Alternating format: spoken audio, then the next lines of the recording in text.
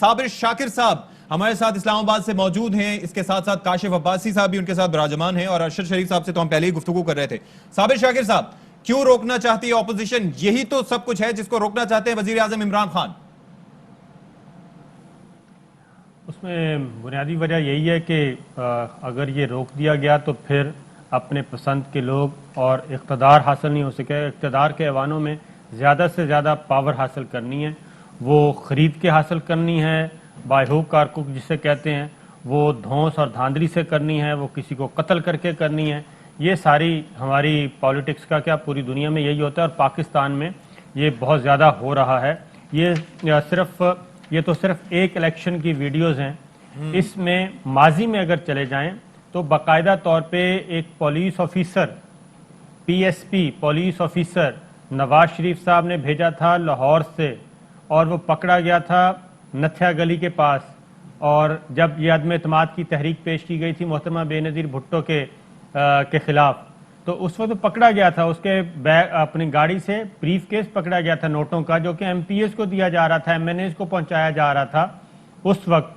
तो उसको बाद में फिर पेमरा का चेयरमैन बनाया गया।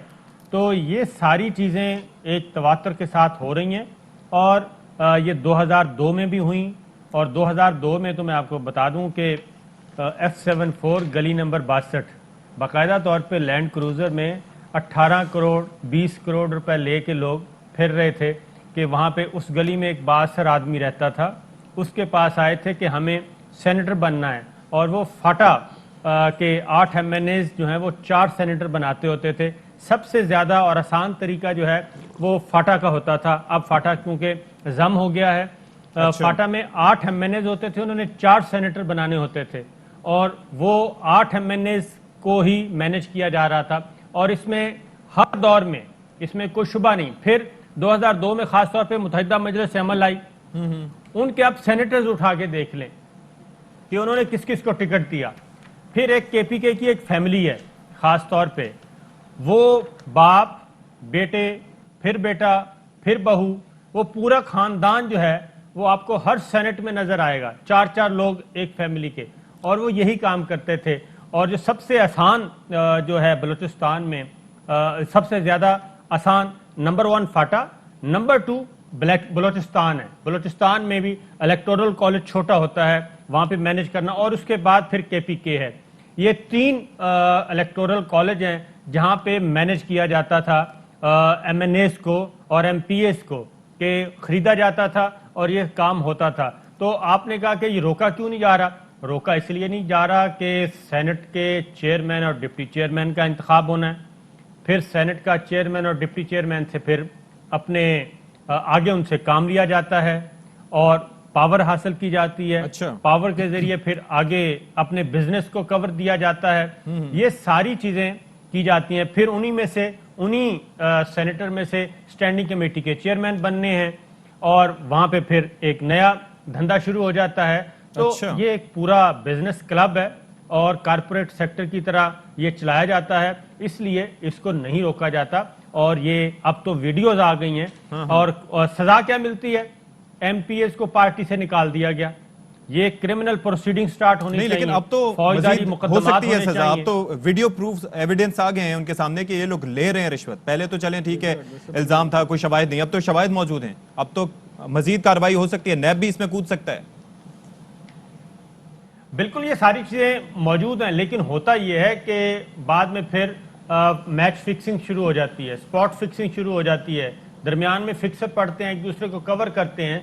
और जो लोग पैसे दे रहे होते हैं, अगली बात यह जो अरशद साहब ने बताया, जो लोग पैसे दे रहे होते हैं उनके दरमियान फिर गारंटर्स भी होते हैं, वो आप उनसे इनकार ही नहीं हो सकते। उसका नतीजा ये होता है मुनहरिफ होने का, उसके बाद फिर कत्ल भी किया जा सकता है। अच्छा। इसलिए बचाने वाले भी मौजूद होते हैं। जो सेनेटर, जो शख्स 20-30 करोड़ रुपए लगा के सेनेटर बन रहा है, तो उसने 20-30 करोड़ रुपए मैनेज करने के लिए भी सिस्टम को रखे होते हैं। ठीक है, तो इसलिए वो इतना कमजोर आदमी नहीं। काशिफ अब्बासी साहब की जानिब चलते हैं। काशिफ भाई, आप बताइएगा जरा कि यही सिलसिला इस साल यानी कि 2021 में रोकने की कोशिश कर रहे हैं वजीर आजम इमरान खान कि ये जो सिलसिला चला आ रहा है, मेहरान गेट स्कैंडल, बल्कि उससे भी पीछे से, ये अब सिलसिला रुक जाना चाहिए।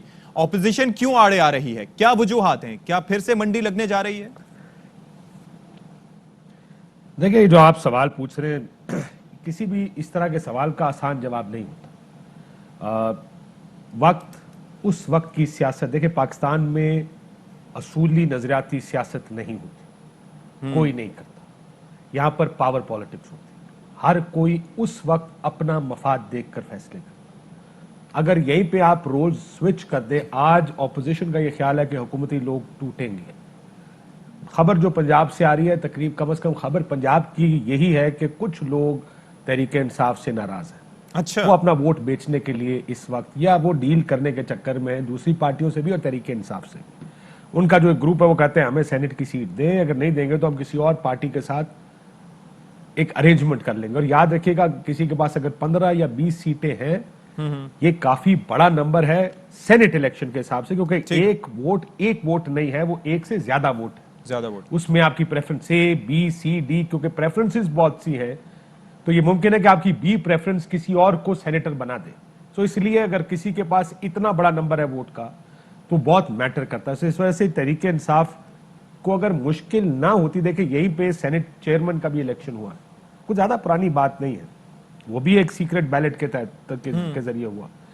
जब पूछा गया असेंबली में खड़े हो गए, सेनेट में खड़े हो गए, कितने लोग हैं, तो 64 लोग खड़े हो गए। सारे खड़े हुए, हाँ बिल्कुल, जब 64 वोट लोग। डालने की बारी आई तो हालांकि 50 या 51 वोट निकले vote of confidence, no confidence के हक में। ऐसा ही है। प्रॉब्लम यह है कि हर सियासी जमात उस वक्त अपना मफाद देखकर यह फैसला करती है कि हमने क्या करना है। बड़ी बात हो रही है चार्टर ऑफ डेमोक्रेसी की, कि उसकी शिक मौजूद है। जो लिखने वाले थे चार्टर ऑफ डेमोक्रेसी, अगर मैं गलत नहीं हूं तो रजा रब्बानी साहब, मेरा ख्याल है उस वक्त लंदन में, मैंने वीडियोस में, मेरी पुरानी देखी वीडियोस में नहीं देख सका दोबारा, कि मैं रिफ्रेश कर लेता कि रजा रब्बानी साहब वहां मौजूद थे। आज वो असेंबली में, वो सुप्रीम कोर्ट में खड़े होकर इसकी मुखालफत कर रहे हैं। अगर करनी चाहिए थी उस टाइम भी करनी चाहिए थी, लेकिन ये देखें कि कैसे वक्त बदलता है, लोग अपनी पोजीशंस बदल लेते हैं। उस वक्त सूट करता होगा कि सीओडी में ये डाला जाए कि हर चीज ओपन करेंगे, आज सूट नहीं करता तो वो दूसरी तरफ जाके खड़े हो गए। यही रजा रब्बानी साहब फौजी अदालतों के खिलाफ है, लेकिन जब वोट डालने की बारी आई तो इतने बड़े बड़े आंसू बहा के उन्होंने वोट भी डाल दिया, फिर भी वोट डाला है, क्योंकि वो पार्टी कहती है। ये भाई बात वोट डाल देते हैं। मसला ये कि यहाँ पे असूल की सियासत होती नहीं, यहाँ पे तो अपनी सीटों की सियासत है, पॉलिटिक्स है। आज इमरान खान साहब अगर लग रहा है उनको कि मुश्किल में, वो एक बुलडोज करके करने, एक प्रोसेस का नाम है, कोई भी कानून तरमीम करनी है। तो काशिफ साहब एक चीज बताइएगा कि एक तो आपने कहा कि खतरात मौजूद हैं, बिलावल साहब ने भी कहा कि इनके लोग इन्हें ओपन बैलेटिंग में भी इनके मुखालिफ वोट देंगे।